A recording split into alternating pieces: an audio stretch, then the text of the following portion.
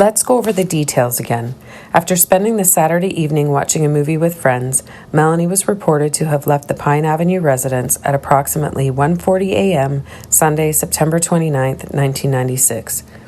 It was a beautiful, clear fall evening.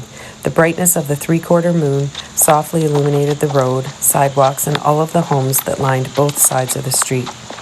It would have been warm enough that you would feel comfortable with just a t-shirt and thin jacket, but the approaching winter weather also would have chilled the tip of your nose and your nostrils as you breathed in the heavenly smell of fallen leaves.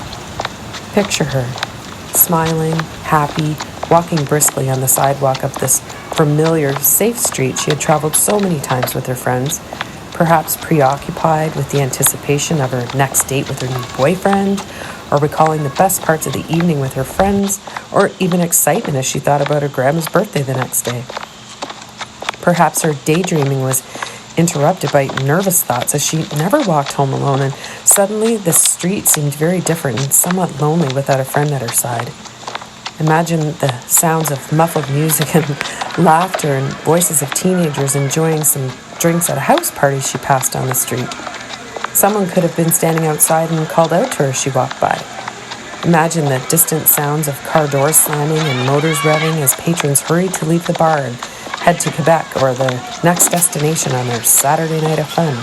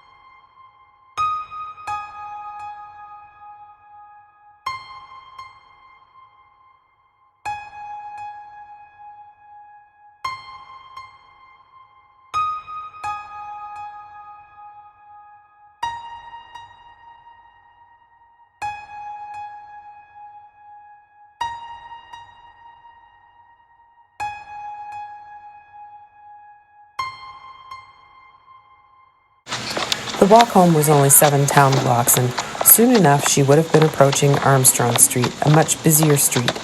Headlights and taillights could be made out as they traveled across her view of the end of Pine Avenue, and sounds of traffic would be heard now. She may have the image of her nice, warm, cozy bed enter her head as she realized what a long but wonderful day she had just had. As she reached Armstrong Street, picture her, glancing to her right, satisfying her curiosity of who was hanging around after the bar, or perhaps why 2 OPP cruisers were outside of docks. She would be able to make out some of the action 2 blocks to her right, as there were also lights from Night Owl's convenience store and a little motel that brightened the area close to the bar. The odd car leaving the establishment around last call could have passed by her. The ever so faint but undeniable smell of gasoline would have been in the air as the Esso station was just to her right on the corner. The bright lights would have made her tired eyes squint and adjust slightly. Perhaps someone was purchasing gas for their drive to Quebec. Her thoughts would have went back to focusing on her route home, as she would have turned left, and now just 2 blocks to the bridge, she would see things a little clearer as it was fully lit from the street lanterns above.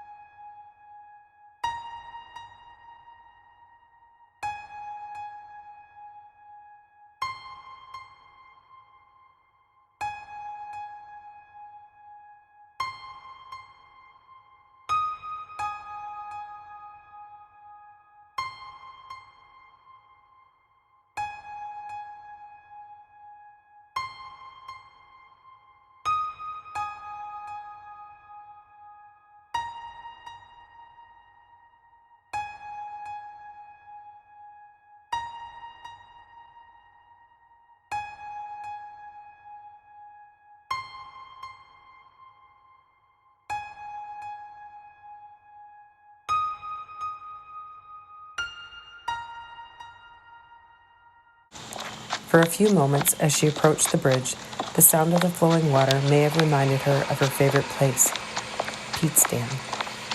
She could have stayed in that thought until she realized she must decide which way to go after crossing the Armstrong Street Bridge over the Wabi River.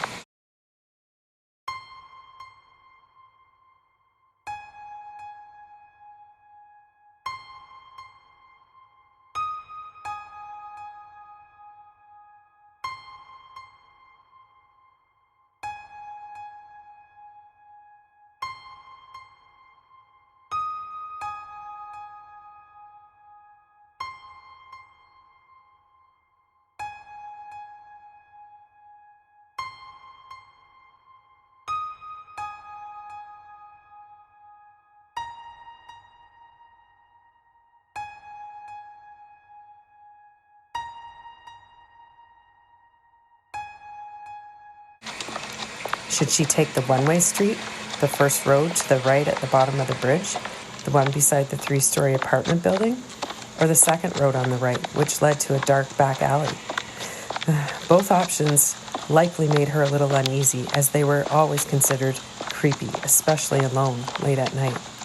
A car may have crossed the bridge at this point and seen who they thought was Melanie. We don't know if she was spotted at the top or the bottom of the bridge or on which side. At some point, she would have crossed to the other sidewalk on the bridge.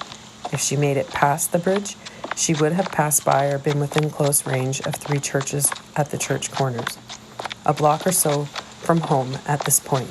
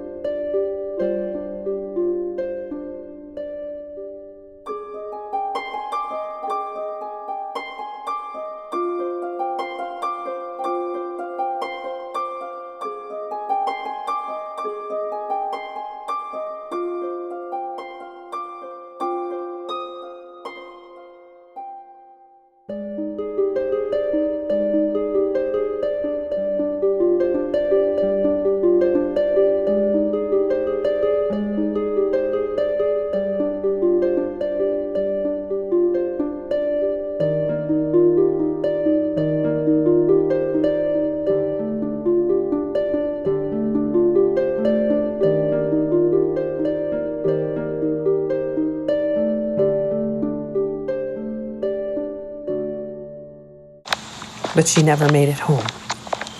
She was fun, lovely, cheery, a wonderful spirit, gone when she had her whole life in front of her.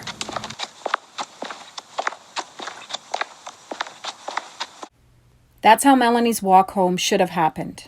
But at some point, unbeknownst to us at this time, the walk home was interrupted. Did the car outside the Pine Avenue residence halt her journey home before it even began? Did something happen as she passed a party on Pine? Did she actually make it to the bridge? Did someone spot her from the Esso gas station and follow her?